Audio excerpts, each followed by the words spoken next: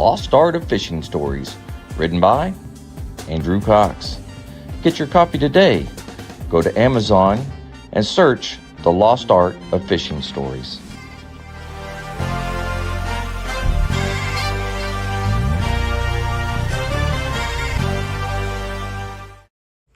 The Lost Art Project, Veteran Voices with Andrew Cox. Preserving history, one veteran story at a time. Marine Corps League and Till Valhalla Project Ambassador. Thanks for tuning in to the podcast that's given a voice to our veterans. The Lost Art Project, Veteran Voices with Andrew Cox. Hello, my friends, and welcome back to the Lost Art Project, Veterans Voices. I'm your host, Andrew Cox, and today we're having a fireside chat, and we have a special guest and also some members of the crew. So, hey, we're going to have a good time. I don't know if you're going to have a good time, but I'm going to have a good time. Hopefully, you're going to have a good time with me. If you're enjoying these podcasts, make sure you go to the website. That's thelostart.podbean.com. Go check us out. See what we're all about. There are a couple of ways you can help support us here on the podcast. You can always go in there, click on that one-time donation link. You can click on Become a Patron. That's a monthly donation. Or you can just purchase some cool merchandise. We do have some cool stuff. And you can advertise right here on the podcast if that floats your boat. Big shout out to the Till Valhalla Project out there doing some amazing things. If you don't know anything about them, go check them out. If you do know something about them, go check them out anyways. It doesn't matter. But we need to support them as best we can. I encourage you all, go to their website. That's tillvalhallaproject.com.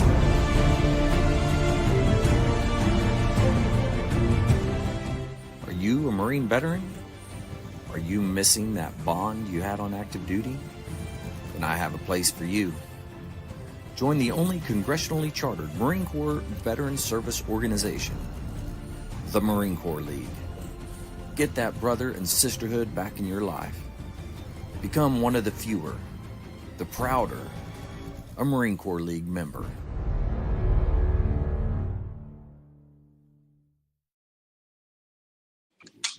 All right, here we are, man. I got our special guest. I also got one of the crew members here, Mike. We lost Mark a second ago, so I don't know what happened there.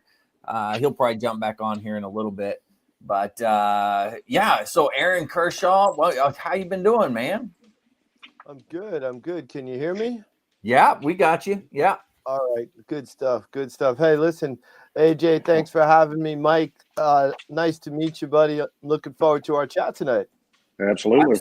Yeah, man. It'll be good. Be a good time. I'm looking forward to it. Now, what part of the country are you in?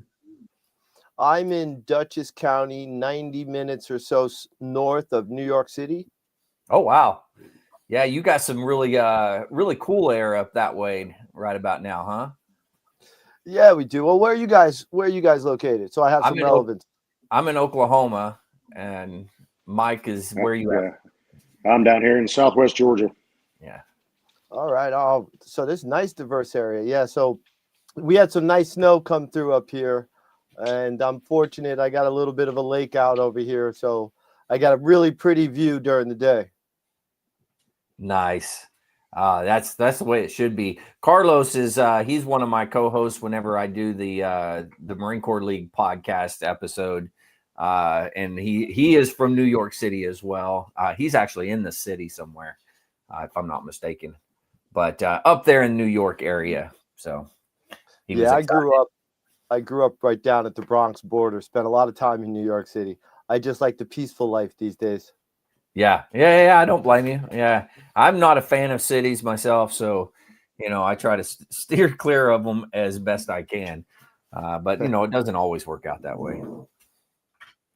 So let me hit Mike real quick. Mike, how are you doing? How are things there?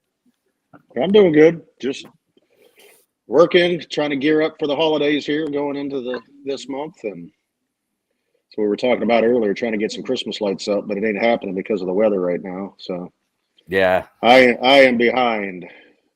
I'm not shimming a ladder in the rain and all that stuff. So yeah. I'm not that hardcore. you'd turn into something crazy. Dan Harrington, hello from balmy Minnesota. Woo, yeah. You know it's cold up there. Mm-hmm. Yeah, buddy. Well, shoot. That's the cold weather training mecca for American military. Yeah. That's a good place for it. Yeah, it gets cold there. You know. Yeah. Well, Aaron, I'm excited to have you on here, man. I found you. I found you on TikTok, right? Isn't that where we Yes. met up? Yeah, No, that's right. I found you. I came. You were on my FYP page, and I liked what you had to say. I don't really pay a lot of attention. There's so much noise out there. Oh yeah. But I appreciated what you had to say, and that's why I actually chimed in, which is something I really don't do as well. And then we chatted. You invited me, and I'm happy to be here.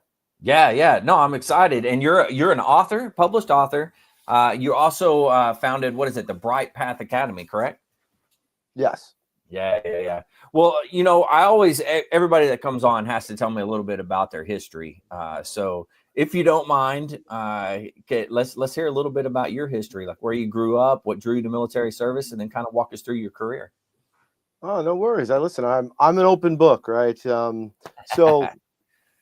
look, I'm in my mid-50s, so it puts me square in Gen X, right? So we grew up at a time when all of the volunteers for everything we did were veterans. Soccer, the Boys and Girls Club. That's where my story is. Not so much soccer, but the Boys and Girls Club. Yeah. And the volunteers there, the dads were veterans. Being part of, I became a Boy Scout, right? So it's that the way we all grew up kind of similar back in the day, right? And what I found is I'm going to the American Legion halls. I'm hearing the stories. They turned a roller skating group into a marching unit. Then we were trained by Marine Corps vets. So listen, let me tell you, at 12 years old, we had a broomstick put between our belt loops behind us, and we were taught how to walk in a straight line. Yeah. That's a good one. That's a good one to use too. Yeah, listen, it worked. We ended up, as youth groups go in New York, we were first or second for a bunch of years. But the point is that we spent all this time before and after at the American Legion Hall. Yeah. I'm in high school. I'm a wrestler. I blew out my ankle, so I couldn't go off and follow up with it. But I could make my way to the service. Mm-hmm. And, what else was I going to do there? I mentioned the Marines who were there to train me. I couldn't go into anything else. Now, here's a funny backstory. Right? My mother was a Cub Scout den mother. Okay. She had 7 boys. Okay. Out of those 7 boys, 4 Marines, 1 Air Force, and 2 civilians. No kidding. But those were also the same kids whose fathers were volunteers. So, but the whole thing of just coming out of the Scouts, and my mom, out of 7 kids, put out 4 Marines. That is awesome. Yeah. Wow. So that's, growing up, I grew up in New Rochelle, New York, a suburb right outside of the Bronx in New York City. Mm-hmm. We're very diverse. I'm half Italian. So I grew up with my Italian grandparents, but my best friends are Jewish, they're Spanish, who's Mexican just arrived. Yeah. Even people just arriving over from Italy. And so nationalism wasn't nationalism. It was just, I'm an American. This is what we do. Yeah. We're second generation people. So I grew up with that understanding. My grandparents came over in the 1920s, and the other side of my family had been here hundreds of years, right? Right. So for me, it was just wanting to make my own mark. And the Marine Corps is the place you become a man, and nobody can take that away from you. Yeah. That's a good point. Now, what year was it that when did you join the military or join the Marine Corps? I was in 89 to 92. Okay. Very nice. Very nice. Yeah, I took a year off after high school. It's funny, I managed a local Domino's pizza It's one of the assistant managers. And the recruiter was like, dude, you cannot go from managing a business to the Marine Corps. It's like, they will crush you. So I worked in auto parts for a year, just to do nothing. I honestly did nothing but smoke a lot of pot. I just hung out for a year. I was like, hell, I'm going in the Marine Corps. I may as well just have a good time. Yeah. Oh, that's great. That's wild. So you did a year of prep work. I mean, you knew you were going in. So were you in the delayed entry at that point? Yeah, so I was in the delayed entry program. I actually started that while I was still in high school. Oh, wow. I had an ankle problem, so the ankle acted up. I was in delayed entry for a year and a half before I ultimately went, because I had an injury, and then a lot of people, you deal with that introspectiveness. Wow, I have an out, and rather than going the out, I just became more in. And, nice. I healed up and I went to boot camp in December of '89, which was nice. I left right before Christmas, had Christmas in boot camp. Yeah, that's always fun. I loved Christmas and boot camp when I was a drill instructor. That was a good time. Oh, you were a drill instructor? Yeah. Holy shit. Christmas was fun. Christmas was real fun. Yeah, you would have loved guys like me whose moms were bakers and they loved to send boxes, even though they knew what would happen to me. Yeah, buddy. I love it. Yeah, that's good stuff. Yeah. So my related drill instructor story would be, I ended up serving with my drill instructor, adjacent, but my senior drill instructor was a survivor of Beirut bombing. Okay. And he was with the 24th Marine Amphibious Unit. So then ultimately, '89, he's my senior. And fast forward, I think it was between my first and second deployments. So this was '91. And it was in the best and worst possible way, because I ended up I went motor T. I ended up becoming part of the 24th Marine Expeditionary Unit. Yeah. That was 6 months out of boot camp. 6 months from joining the Marine Corps. I literally was with the MEU, and I spent 2 years with the MEU. And I'm in my truck, and we worked a lot with 2-8, 1-8, and the rest. And I worked with everybody. On this one occasion, I heard the voice, and it was, Kershaw, is that you? And I swear, man, I get chills now thinking about it. So suffice to say, about 5 minutes later, I definitely was on my face, even though I was a Lance Corporal at this point. Reaction, like, yeah, Kershaw, show him what our relationship was like. Diamonds, here we go. Very nice. And that's the way it should be. You see your drill instructor out in the fleet, you should automatically just get down and get ready to push. That's good. That's good. Yeah. I mean, the relationship, more than I, when you've through creating Marines, but the respect level that we all have for our senior drill instructor is, I have more respect for my senior drill instructor than my own father. Not to put down dad, but I mean, at the end of the day, yeah. If I have a tattoo that I have on my body that's I thought it was the same spot as his. It ended up being a little bit higher. But yeah, I'm crazy like that. I like it. So you joined Motor T. You went on the MEU right away. Where were some of the places that you went on the MEU? So first deployment on the MEU was 6 months. We were already slated to leave January of 1990 within our rotation. So work up, went to Puerto Rico. But then when we went out, this was during Desert Storm, right after Desert Shield turned to Storm. And then we left. We hit a bunch of great spots. I mean, anybody that's been on a med float, we hit the regulars from Rota, Spain to Toulon, France, with time off, so in different time frames. I mean, I probably spent 4 weeks in Toulon, and it was a lot of fun. Other spots that I got to enjoy, it was a shortened float because we ended up going in country into Iraq. So I lost out on getting all the way to Israel. Right. But we hit Italy, France, and then it was Turkey, and a 25-hour convoy over Syria into Iraq to then become Operation Provide Comfort. Okay. Huh. So wow. yeah, That's pretty wild. And now, how long of a convoy, or how long were you on the convoy? You said I was a 25-hour straight convoy. Whew. Yeah, It was a nonstop.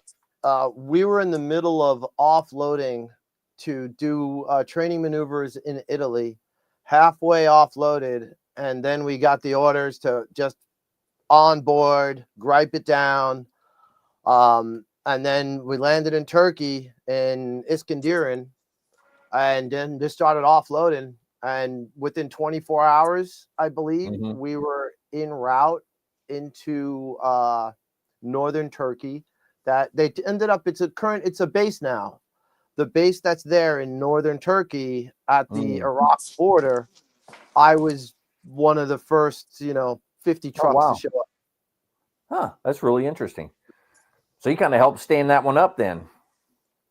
No, that, you know what? That was the Seabees, man. Those Seabees, I'll tell you.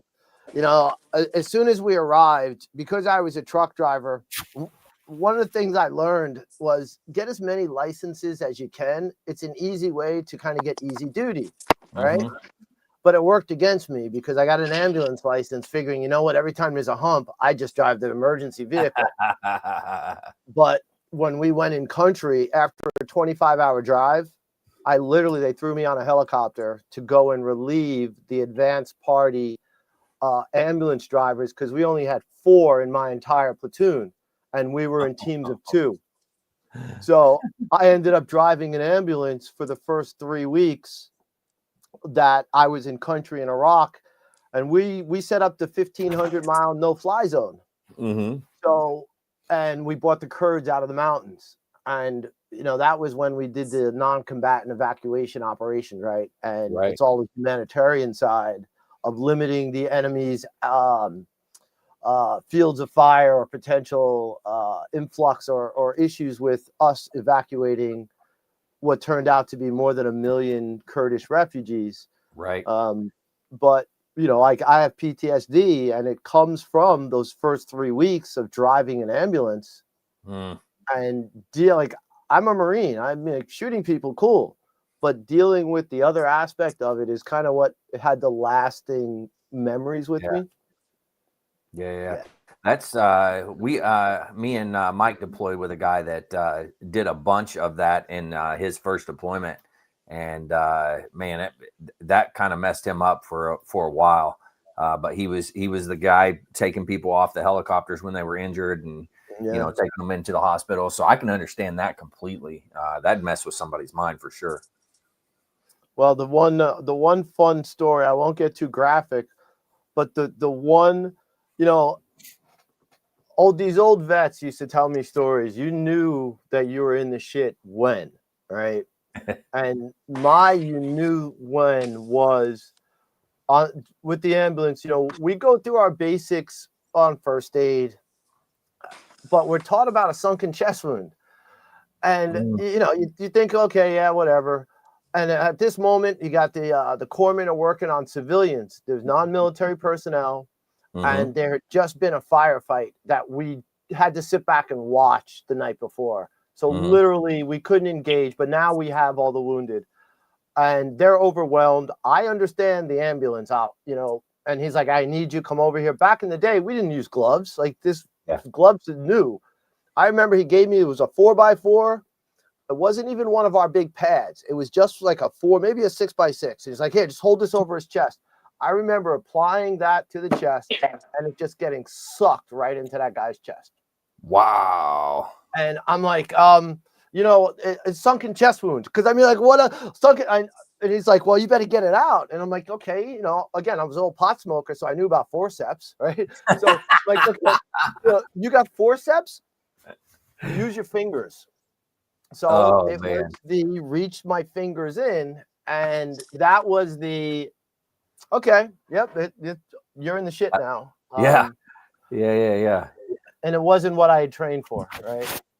Wow, man, that is pretty wild. And a sucking chest wound, that's no joke right there, man. That is, you got to do something about that quick, or it's going to go downhill really fast.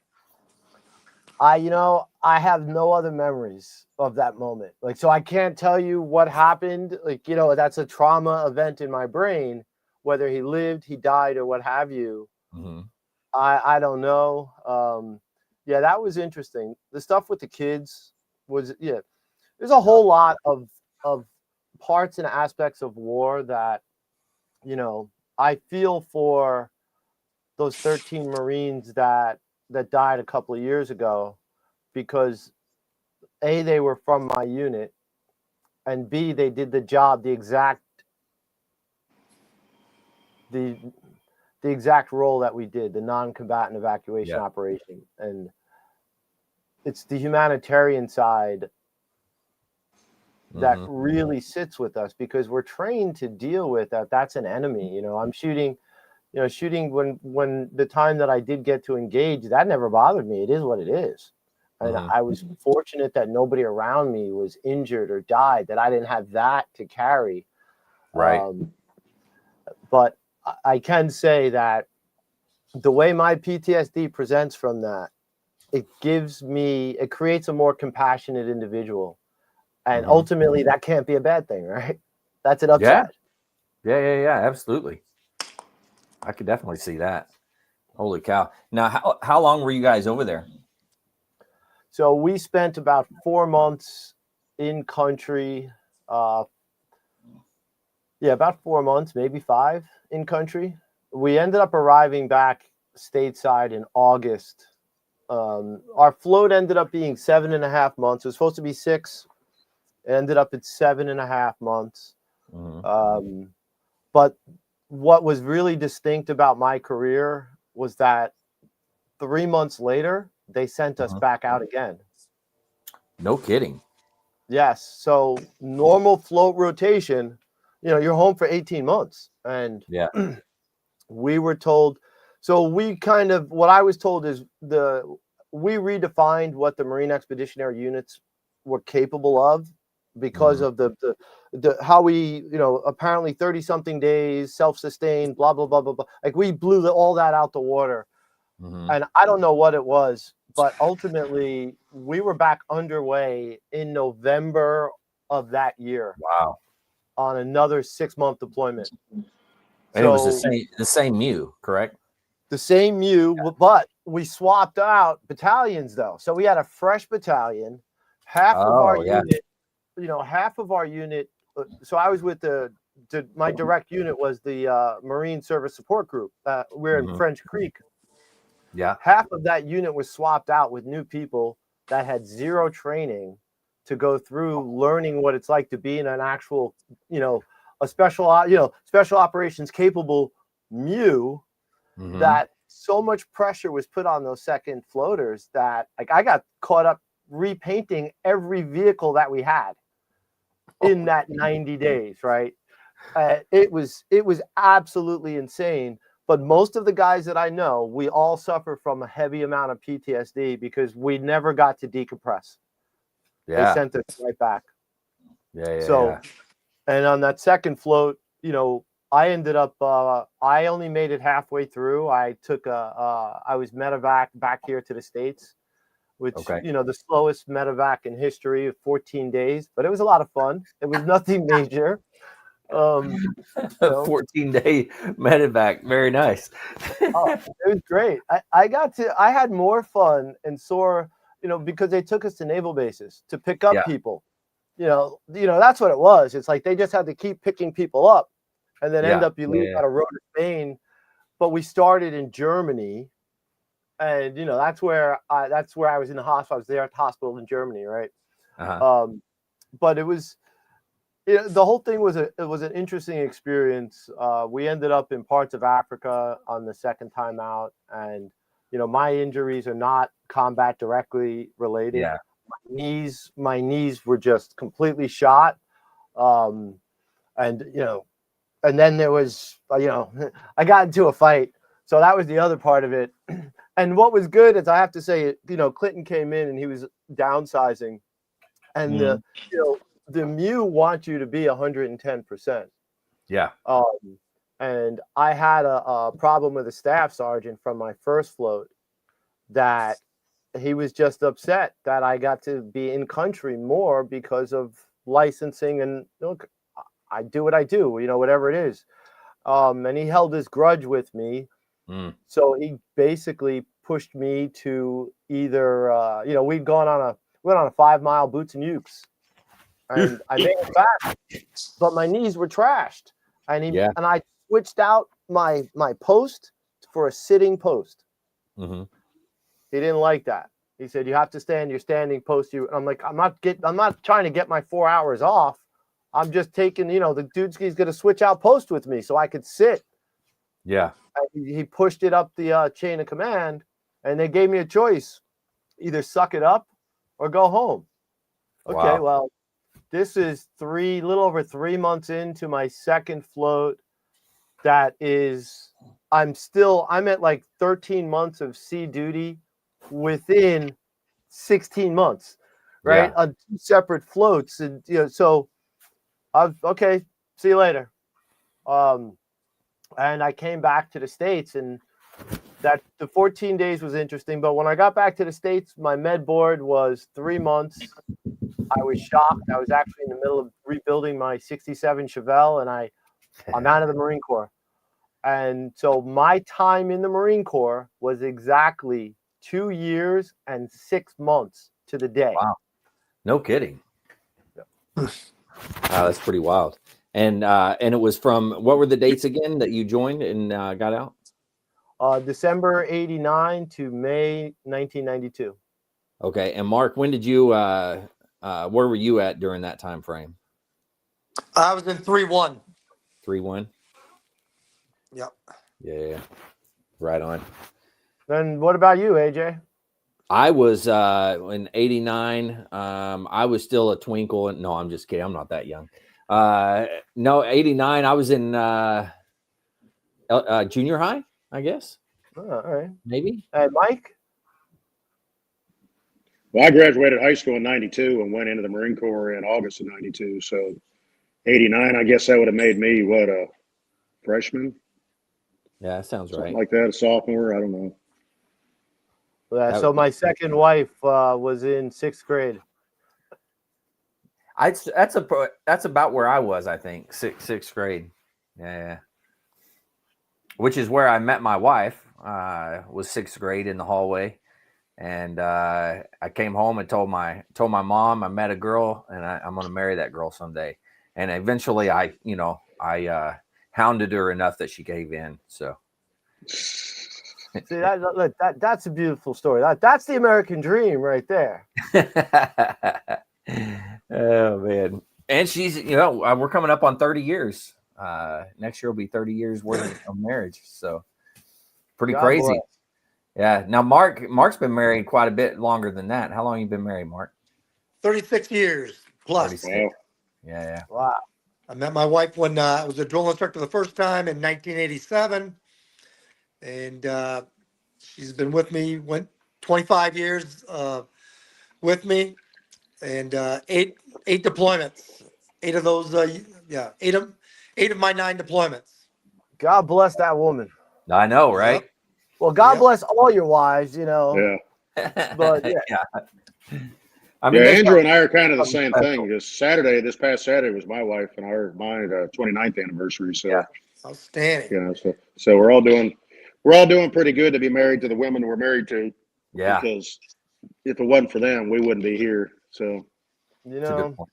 Good I point. give you guys credit for that, right? So there's a guy that I was close with when I was in.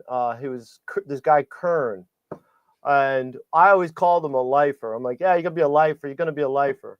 Well, wouldn't you know, not only is he married to the same woman that he married right before our first float, he ended up spending, I don't know, like 22 years in the Marine Corps, got out as like a staff sergeant or a master sergeant, something like that. And I was just like, I called it back then, but I'm so proud that I served with somebody who went on to stay in the Marine Corps. Yeah. And I have that story to tell, right? Yeah, absolutely. Yeah, that's really cool, man. Well, now once you got out, what was your, like, what did you end up doing, and like, what was your path? So when I got out of the Marine Corps, you know, with my skill set being driving a truck and knowing how to operate a machine gun and, you know, field of fire, and not being able to join the police force because my mother was a police dispatcher.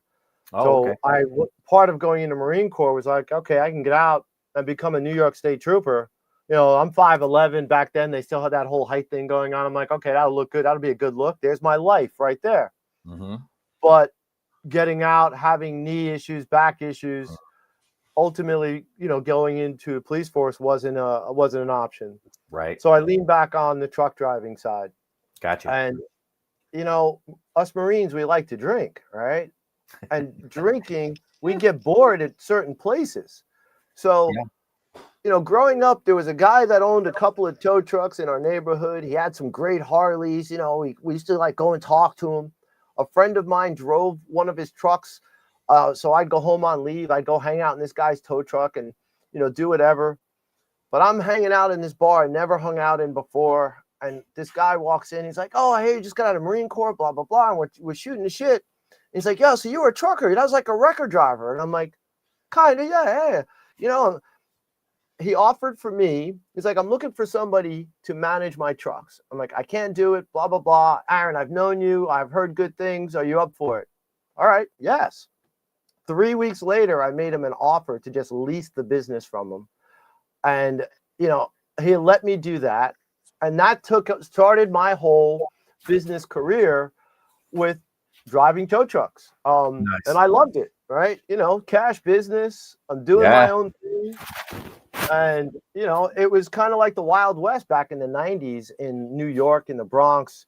We're just going from the slings to the lifts back then. So it's it was total cowboy, and it fit my personality, right? So I did that for a few years, and the times were changing. Everybody started leasing cars back in the mid 90s.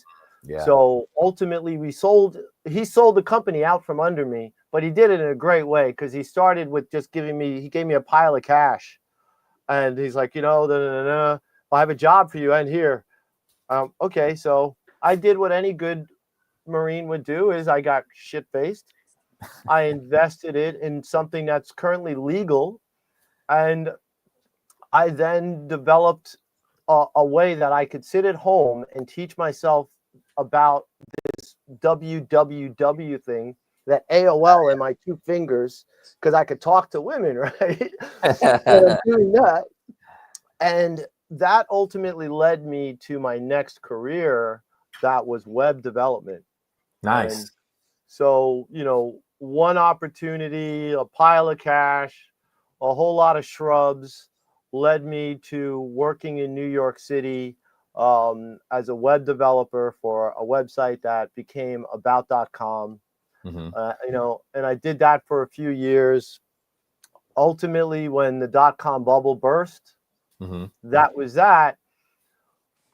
You know, they had offered me a VP position, but mentally, I'm 8 years out of being in the Marine Corps, and I was a blue collar guy. I don't know how to like. I watch these people in the. I can't. This is not me. And ultimately, I couldn't even get a job back in that field because I didn't have a degree. Oh, right. Yeah. Right. And I wish I would have taken the VP role. That was protective because the company was bought out. And when it was bought out, I was the only one to go because I had too much power and didn't have the title. Right. But I ultimately landed with a local radio station that was looking to start to transmit online. And I was able to, so I created their programming. I wrote a program to stream their radio online back in 2001. Wow. So And in payment of that, they gave me. I had multiple radio shows that I hosted over 10 Oh, nice. years. Yeah, so for me, that's what I did. I had radio. I was also doing web development and video and photography. Another adaptation from being a Marine is understanding how to breathe, which leads me to how to take a good picture. And it all just kind of worked together, right? Just carrying on discipline and everything else. So yeah, I mean, I had my radio program for 10 years or so. I helped launch a West Point radio program. What was the specifically the program that you had?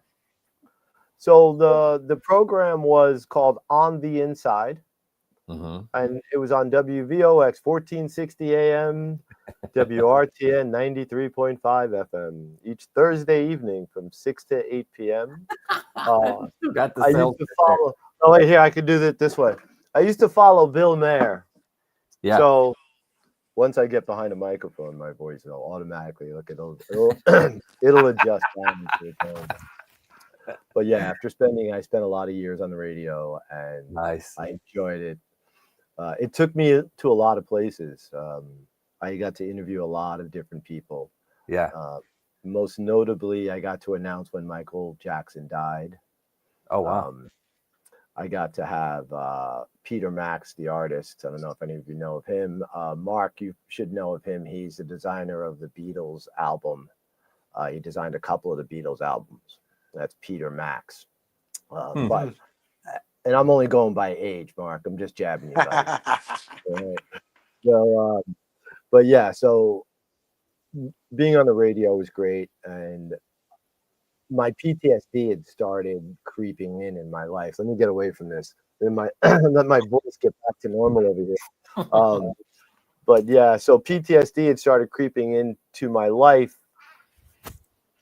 About 40 years old, and I didn't know it, but becoming more agitated. Yeah. And I kind of abruptly quit my radio show, and I had 3 kids. I was a work from home dad at the time. So I had a lot of pressure, and managing 3 kids and a weekly radio show. Not easy. Producing it. Yeah. So I opted for family because at the end of the day, that's what I was all about.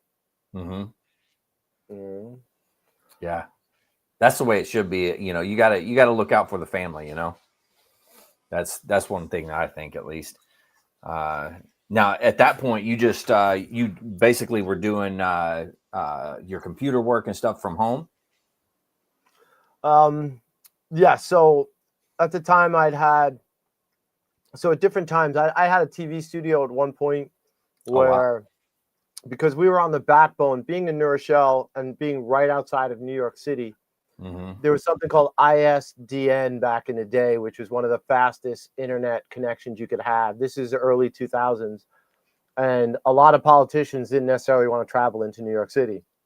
And once I realized that, I was in video, I had the radio connections. So I had a short-lived studio that we tried to provide that service. But technology moves so fast that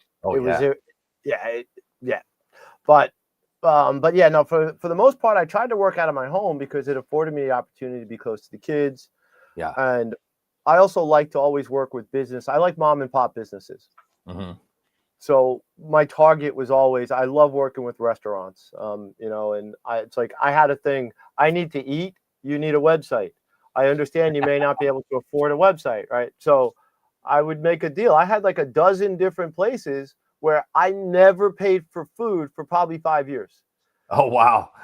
Now that's a good deal. It worked. I could go anywhere I wanted. And when I brought clients, I'm treated like a king because all I did, I took care of those people. I provided the web services. Yeah. And I really didn't drink a lot. So I'm not going in there getting drunk or drinking a lot. I have 1 or 2 glasses of wine, but that $150 a month in food that cost them $50. Oh yeah. They're like all in. Absolutely. So, that's a good deal. Yeah. I mean, look, where I grew up I grew up more on the Italian side of my family, right? Mhm. So where I grew up, my father was known as the Black Italian. Most of a lot of things that went on were handshakes. Mhm. This is the world that I understood. So when I got into business and I'm trying to now get you to get a website and you don't know how it may work for you, and I understand that, but there's value to what I do, and I can help them out with other things. Always found ways to make it work for people, right? Mhm. My radio show, used to give my show away and just invite people on to promote their business services or their events. Yeah.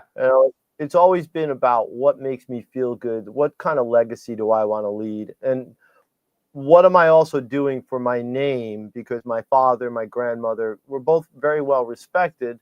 So I need to be me, create my own shadow for everybody else, but still respect where I came from Mm. and create a legacy for my children, right?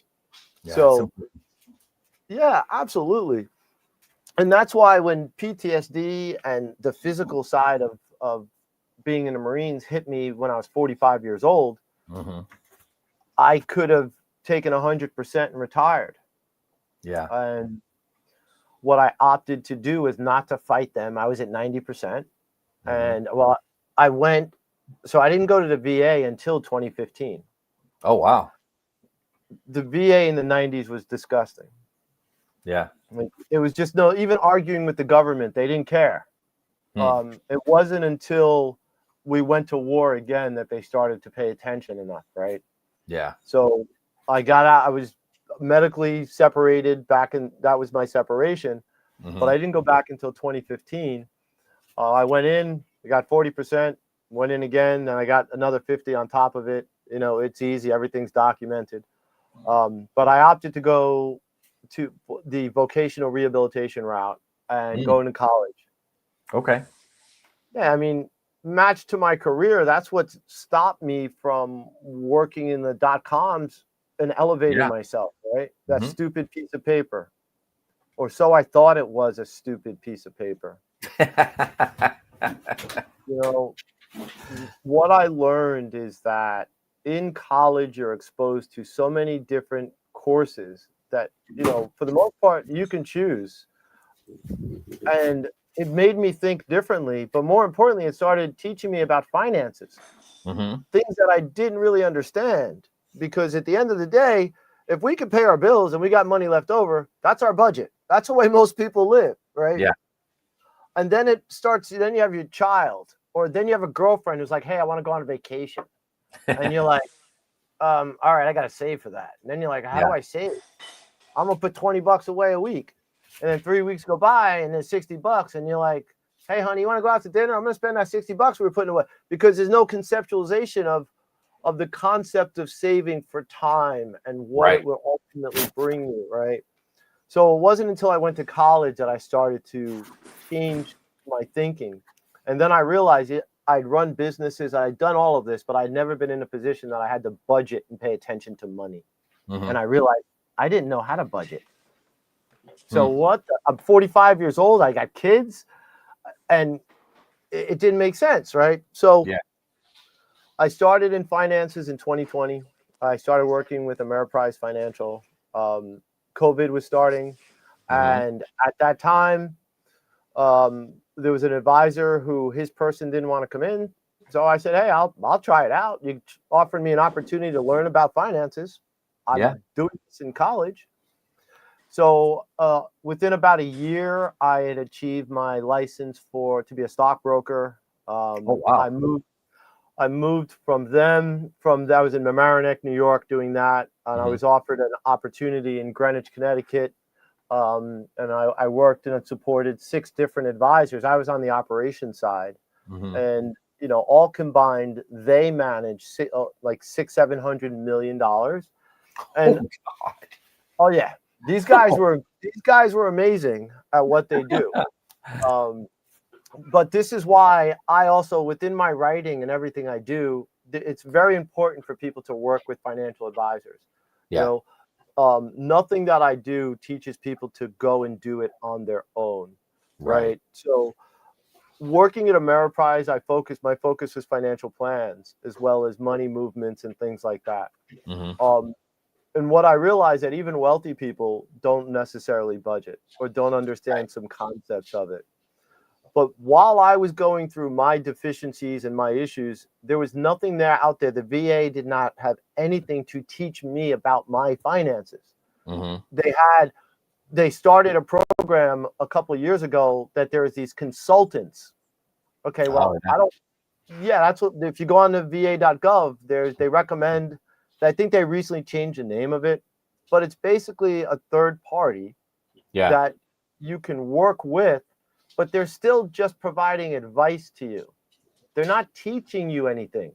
So that you're still now remaining dependent on, I have to reach out to that person. And at some point, they're going to want money because they deserve to be paid, right? Yeah. So I'm like, you know what? Screw that. Like, where is the teach me so I can do it? In the military, we're taught that way. Like, I'm going to teach it to you so that you can teach it to others, so that you can then go and now you're empowered. The VA has not done that. And I learned why. Part of it is because the structure that the government has in place for financial advisors is very structured and limited on how we can provide advice. So, I earned my license to be a full financial advisor. I went on to earn my next level of licensing, but then I gave it all up because ultimately, to be an advisor and to be successful at it and to make a lot of money, you need to build up a following. You need to build up assets under management. I'm in my early 50s. I'm not going to make that much of a dent to really bring up my income so much. So I'm being a realist, right? But getting into finances, I really wanted to help other people. And there's no veteran sitting with us. To sit with an advisor, unless you're a journeyman, a teacher, a police officer, a fireman, where you're in a doctor, career trajectory, you need assets to sit with them, right? But if you're in one of those trajectories, you could sit with them at 25, 26, 27, because you know where your money's coming from steady, and we can plan for what you're going to do with it, right? That makes sense. But for everybody else, they can't. So then I started with, what am I going to do now? How am I going to make a difference? So I started writing financial books, and I started with a easy money adventure book that's written. Everything I write is based on my upbringing. Okay. All the advice we all get is like from an uncle, from an aunt, from a cousin. It could be Mike's younger than me, but he's a friend of the family. He goes, Aaron, no, come, let's talk about this. Let me give you some advice. It's the uncle, aunt, family mentality. So in my books, you're having a conversation with me. I'm not preaching at you. I'm not telling you where you should be. I'm also admitting mistakes that I've made. Okay. Like being that young Lance Corporal, taking money out, and then buying stuff. And then by the time the dust settles, I'm $400 in overdrafts, 4 days later, right? Because to me, life is about telling stories as illustrations for lessons. Yeah. Okay. So I took that, and what I wanted to do is to make it accessible to people, make it easier. So that's where the Bright Path Academy started. I need to make it easy for people. I can't be everywhere. So let's turn this into an online course. And how do I then present it to them? Okay, we have no attention spans, right? So a 90-minute course. The overall videos are 7 to maybe 12 minutes long. Oh wow! Bite size, and you could stop it. There's also text as well, so you could read along and watch the video, or you can just read, whichever way people are comfortable with, right? But at the end of 90 minutes, or maybe an hour and a half, because if you do all the exercises, it's going to take you longer, right? Right. But the content is only 90 minutes. Now, from that, we also have a book that's available on Amazon. Okay, that is Budget Like a Boss, which is the course I'm talking about, and Budget Like a Boss, the companion guide, which is 100 pages, and it then reinforces that lesson where now you're filling it out. Okay. You're filling out the information, and it starts with where's your budget. It teaches you about the mental aspects of how you spend money, because you need to understand where's your motivation, right? It covers going over 10 or 12 chapters. By the time you get to the end, you not only understand your budget, you know how to modify it, and you understand why financial planning is important. So that is now available through the Bright Path Foundation for veterans. Okay. We started the Bright Path Foundation, which is a new 501c3. The website is brightpathfunds, FUNDS.org. And I started that so that I could provide it for free to veterans. I don't like red tape. I fucking can't stand red tape. There's too much to fill this out, talk to this guy, or the rest that I just can't deal with. So Bright Path Funds was created in order to facilitate me being able to pay for it all on the back end. Okay, but the important URL that I would like you to share is brightpathaccess.org. brightpathaccess.org. That's the website that any veteran or family member can go to, sign up for free, and you will receive the course that I'm talking about, the Budget Like a Boss course, and an additional 10 other courses.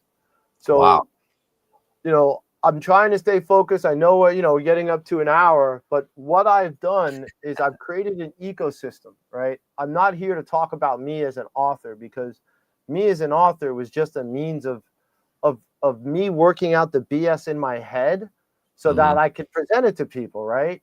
And, so there's a lot of books that are on Amazon, but it's more important the substance of the books. And there's books, I wrote a book on resiliency where I tell personal stories. Everything we do is focused on emotional intelligence. I had a problem talking to my 19-year-old son because he did something, and every time I wanted to text him, I was angry. I'm like, but it wasn't him, it was me. And then I realized through talking to my therapist that that's my trauma. And I did some research on this, and I realized that us as parents, we carry a lot of shit to our kids that have nothing to do with our kids. Right. And so a lot of my writing comes from recognizing we all have this trauma, and we're just trying to do the best we can. So we have an addiction series that literally just admits we became an addict because we're just trying to get through our everyday. It's not that we're a fuck up. It's not that we're a piece of crap. We're just trying to survive. And the name of the series is Used to Survive, because, AA makes people feel guilty about using, but sometimes you just need to take the edge off, or you literally may kill somebody, or kill yourself. Like, to me, to just go have a shot if you need to have a shot, because you understand why you're having that shot. Go smoke a joint if you need to smoke a joint, because you understand why you're smoking the joint. And if I'm, then that's half your battle. Now, my fathers were alcoholics. I was an alcoholic when I was younger. I was a crack addict when I was in high school managing that business because a lot of stress.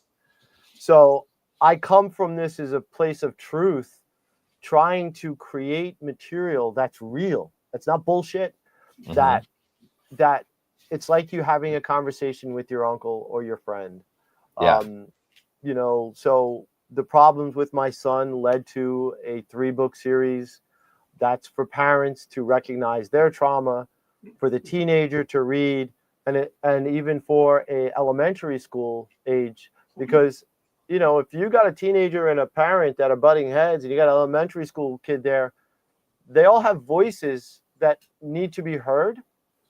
The parent's voice needs to be heard, because the parent needs to hear about their own trauma to themselves, to then be able to turn to their son or their child and be like, you know what?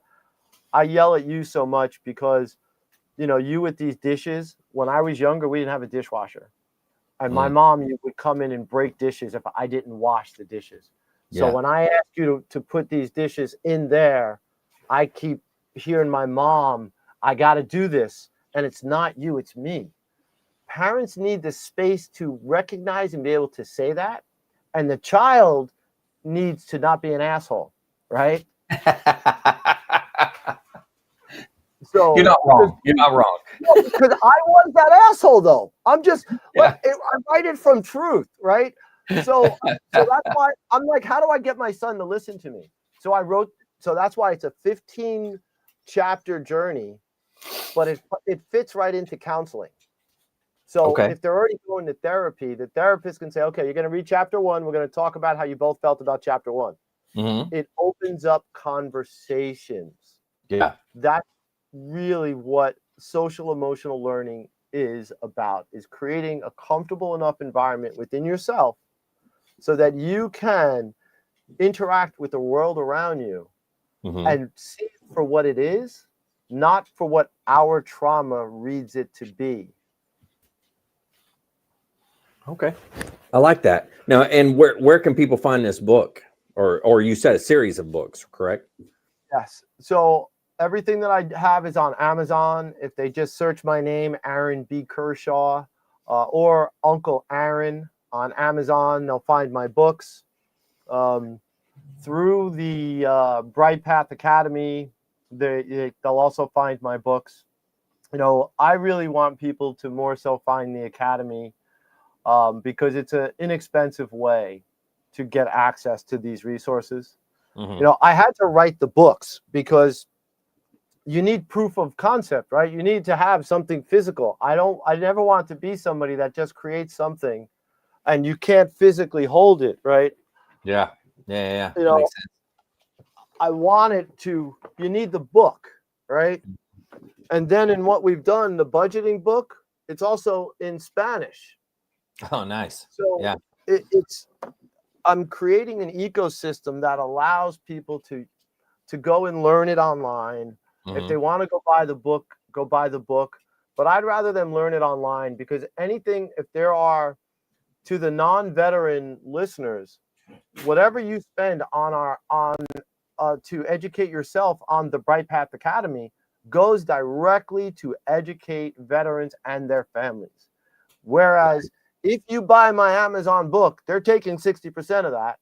Yeah. And, I don't need profit. I need to support the website. And that's what costs me monthly. Like I'm paying out of pocket for that. Mm-hmm. So, I want to help veterans because ultimately, look, my life went to crap because I didn't have the emotional resources and the financial wherewithal, right? Yeah. And luckily, I didn't become an alcoholic or I didn't end up in drugs because I did that earlier in life. And I knew that I have to be here for my children right now. Yeah. Right. And so the only way that I figured to do that was through understanding myself better. Mm-hmm. And the programs that I've created is to help other people understand themselves better without reading a 300-page book or going to a 6-week lesson or spending $2,500 to go to somebody's 3 freaking day getaway just to sit there and la. You have to be the light of your life before you can help other people type of stuff. Like, I'm not against that, but the truth is you just need to be comfortable with speaking your truth to your people. Yeah. Very true. Very true. Wow. Now Mark, he's been doing, correct me if I'm wrong on this, but you've been doing financial stuff with Wounded Warrior, or not Wounded Warrior. No, sorry. Ah, man. Oh, you're on mute. Yeah, Wounded Warrior Project. Yeah. I'm a financial readiness specialist. We're financial counselors. I've also got my AFC, my accredited financial counselor certificate. Nice. So, I'd love for you to look at what I have to see if there's value to the members that you're working with to help them get a little pre-education before they come and sit with you folks to make your life a little easier. yeah, definitely. Would definitely like to take a look at it. Yeah, that'd be good. Anything that can help those veterans out, during their time of need, because it happens. I mean, it happens all the time. And I'm sure Mark, you can talk to that quite a bit. But Yeah, I mean, it's it might be the same material, but here in a different way, different method, it might might make it click, you know. true. Um, yeah. So it's just like, and you're a father. You're telling your kids something, and you're giving them the straight advice about how it should be done, and they don't listen to you. But like I said, your uncle, your brother, someone else, their uncle tells them the exact same thing, and then it's like, oh wow, that's a great idea. Man, how frustrating is that though, man? Oh yeah. Whew. So here's the truth on why that exists and what could change. It's about the stories we tell with the lesson, right? As parents, we're too protective. We don't necessarily want to be so open with them that they can hold it against us, use it against us. So when we tell them something, we're just explaining to them how it is, how it operates, how to do it, but we're not illustrating it to them. So in the case of boot camp is, hey, dumbass, pay attention, watch. Here's the truth of it. But you still don't tell us how you guys may have ever messed it up. But you drill it into us. We can't treat our kids that way. It's easier if we say, look, you should fill it this way. Like I'm pouring a beer. I'm going to teach you how to pour a beer. You're going to fill it slowly like this. But why? Why? Because if you don't, it's going to bubble all over. Trust me, back in the day, let me tell you something. I did it like this, and it ends up going all over the place. Now I've illustrated the story. You know what? My son is going to do it exactly the way I told him. Why? Not because I told him how to do it, but because by telling him the story, I've illustrated and I've explained where I made the mistake or where I learned this from. Yeah. And that's what they get from the uncle, because the uncle's like, hey, yo, look, you're going to do it like this. Trust me. But the uncle may be like, look, back in the day, your father, he made a mess all over the place. Yeah. He tells the story about the dad. Yeah, exactly. Yep. Yeah, but like I've lied to my kids. I've told my kids bullshit like stories that are self-deprecating to prove a point. Because the truth is, in my life, the truth probably is more damaging than telling them a lie, like the way if I could remember the truth. But the point is that I firmly believe that the way to teach is through stories. It's happened this way for thousands, tens of thousands of years. And we've gotten away from it in a lot of teaching because teachers cannot tell stories as a method of teaching in public schools. Okay, they can't tell their own personal stories, right? So in all of my books, we provide that, right? But as parents, we need to just embrace telling our story to our kids. Telling your story is important, man. That's why this podcast exists is, hey, we want to hear the story. We're going to document it for future generations. That way they have it. So, I'm really happy to be part of this. I feel like my story needs to be documented, not because it's about me, but because it's the veteran experience of being able to utilize systems that are in place within the VA, taking advantage of vocational rehabilitation, taking advantage of opportunities that presented to me to then better myself and turn it into creation of resources. And I know it's in most of our veteran hearts that we just want to help others, right? So my story, to me, I just wanted to inspire others because it's in all of us to do exactly the same type of thing that I'm doing, right? Like it's just help others with your truth. And that's why AA worked so well for a lot of people, because it was based on a lot of the storytelling, right? Yeah. And going off of that type of model, and plus I love telling stories. You guys could tell I could talk. There's nothing wrong with that. There's nothing wrong. You got to have stories. That's what keeps the world going around, in my opinion. So, and it's okay to exaggerate a little bit from time to time. I almost all of my stories, I exaggerate something, You know, I got to make it more interesting. So. Yeah, well, fortunately, like I have a lot of different stories to tell because, I was a professional photographer for 20 years, and man, I'm not shy, so I've gotten pictures with everybody. I've pissed people off, where I was not hired back again, and I didn't give a shit. That's where the Marine in me. I'm like, you act like an asshole to me, I'm gonna act like an asshole back to you, but in a funny way, like not a disrespectful way, but like Michael Strahan I don't like him so much, but I did get to meet President Clinton. Oh, that's and cool. yeah, that was interesting because he put his arm on my shoulder, and I was introduced to him as a U.S. Marine, and he's like, when did you, he asked me when I served, and I told him. He's like, what unit were you with? And I'm like, the first unit you deployed as president. And he was like, 24th Marine Expeditionary. I was shocked that he remembered that. But yes. That's pretty awesome. And so he stood there. We talked for 5 minutes. Now, I have my camera. I'm there to cover the event. Yeah. And so he had his arm on my shoulder, and then he starts to talk to other people. And just turned slightly. He spoke to 3 other people before he removed his hand off my shoulder. It was interesting. And then, more so, I had a beer with Hillary later on during that night where she invited me to sit with her. That's cool. Yeah.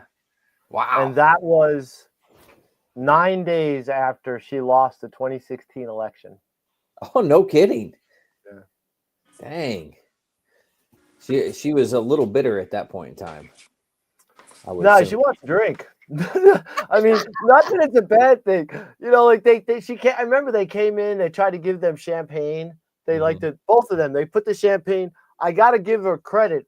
There's a local brewery in New York called Yonkers Brewery. Okay. Got to give a shout out to Yonkers Brewery. Got to go check them out. Great brews, right? But I actually have a picture on my Instagram of Hillary holding the beer with the Yonkers Brewery logo. I made her pose for that. I took 4 photos. Yeah. Like I took it. I was like, no, wait, do it again. Do it again. Do it again before I got that photo. And she was great. But I'm also, look, I'm not shy. Like once you find out I'm a Marine, like I got some jokes.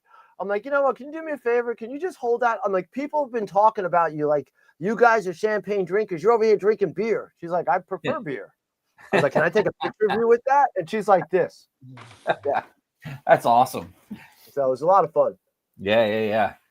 Man, that's cool stuff. Well, shoot. Aaron, thanks for coming on and telling a little bit about yourself and about what you got going on. I mean, I've had a good time. I don't know about everybody else, but I've had fun. So it's good stuff. I can't wait to go on the website, check everything out. Again, I'll pull that up. Hold on. For the veterans out there, you can go to brightpathaccess.org. You'll be able to sign up and everything that way, correct? Correct. And then you can also, for everybody, brightpathfunds.org. If you go to that website, you can also find out about his books. Those types of things. The website. So that's the foundation website. Oh, that's more about the foundation website. Yeah, they'll find my books. I'm not so much worried about the whole books. I really want veterans to get what they need. Bright Path Funds, for those who want to support our organization, they can donate through that. But Bright Path Access is really what we're looking to push to get veterans some social emotional learning as well as financial literacy. Right on. I like it, man. Well, hey, Aaron, toward the end of these things, what we always do is what I call words of wisdom. And we kind of go around and pick your brain a little bit and have you tell your words of wisdom. Mark always goes last. Mark is, retired sergeant major, been around the block for like 30, 40 years, something. I don't know. He's been in for a long time. He's got a lot of wisdom. So he always comes up with the zingers at the end. So I always let him go last. But we'll hit Mike first, and then we'll go to you, if that's all right, Aaron. Oh, absolutely. I definitely could not follow Sergeant Major. So Trust me, he'll make sure you Yeah. know. He'll make sure you know that you can't follow him too. Yeah. I had Yeah, to he's always resist good. that urge to go like this. I love it. All right, Mike, what do you got for us? All right, I got this one. No matter how many mistakes you make or how slow you progress, you are still way ahead of everyone who wasn't actually trying. Ooh, yeah, that is good. I like that. I like that a lot. All right, Aaron, what do you got for us, man?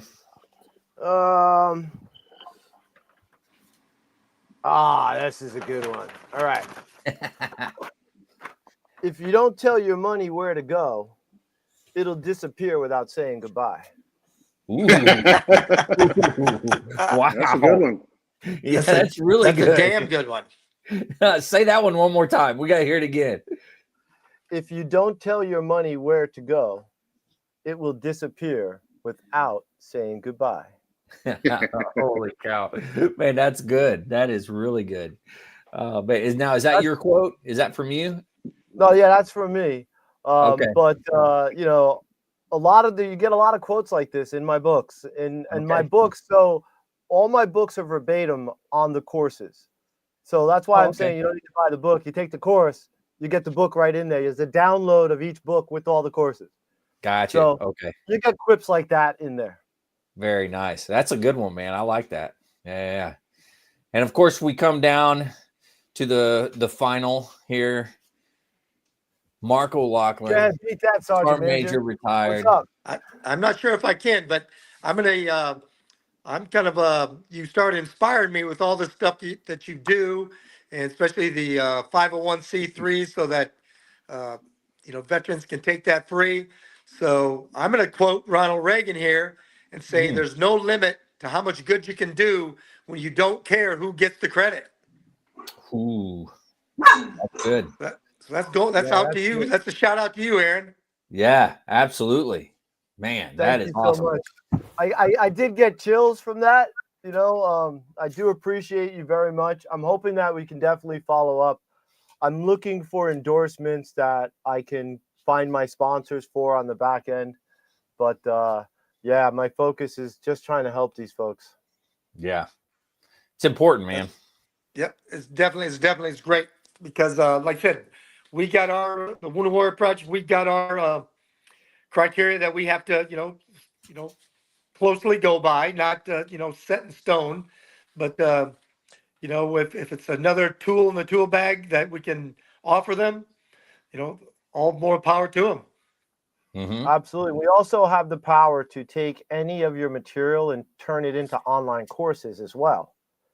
So that's where I'm looking to become the educational resource for organizations like that. Because if you have like 3 or 4 books that you're like, it's a workshop and you're like, oh, we'd love to have this offered online. Well, you give them to me, you give me a couple of weeks, they'll be online courses with video. That's wow. So that's part of, my background is web development. So 30 years of this. And I have this online academy that I pay for every month to keep it up there, but I can have another 100 online courses. Wow. So, through that academy. Correct. Yes. Well, It's all through I pay for something called Kajabi, which is an online learning online. It's an LMC learning platform. And we currently have 60 courses now, but part of my vision, because getting and creating courses to put online has been difficult, and I can streamline that and make it cost effective for veteran organizations or organizations serving veterans. I'm 100%, so I'm kind of retired and I'll make money on all the other stuff. So if I can create this ecosystem to support other veteran agencies, then it just makes sense to me. Mm-hmm. Yeah. Wow. Yeah, that's awesome. Yeah, very much so.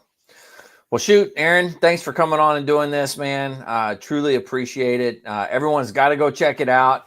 I'll throw it back up one more time here. brightpathaccess.org. Go check it out. See what he's got going on there. Take some of his courses. I know I'm going to go look at them for sure. Yeah, thanks for coming on and sharing, man. It was a good time. All right, thanks. I really do appreciate you guys. If you ever need me again, I'm happy to come back on. Absolutely. Hey, don't hang up on me when I do this outro. Don't go anywhere. I'll bring you back in here in a little bit. Sound good? All right. To all the listeners out there, if you're struggling, need help, anything like that, don't forget the VA does have some great resources. You can always dial 988, press option 1. You can always text 838-255 or go to veteranscrisisline.net, click on that chat icon. Any of those options will put you in contact with somebody that can help you out. But remember, one veteran life lost is one too many. I care about you. I know Mike and Mark care about you. I know Aaron cares about you. So please reach out for help. And if you're out there, you're not struggling, reach out to the buddies you serve with, ask them how they're doing. If they need that helping hand, please give it to them. All right, fellas, one last time, thank you very much. To all the listeners out there, stay motivated, change your socks.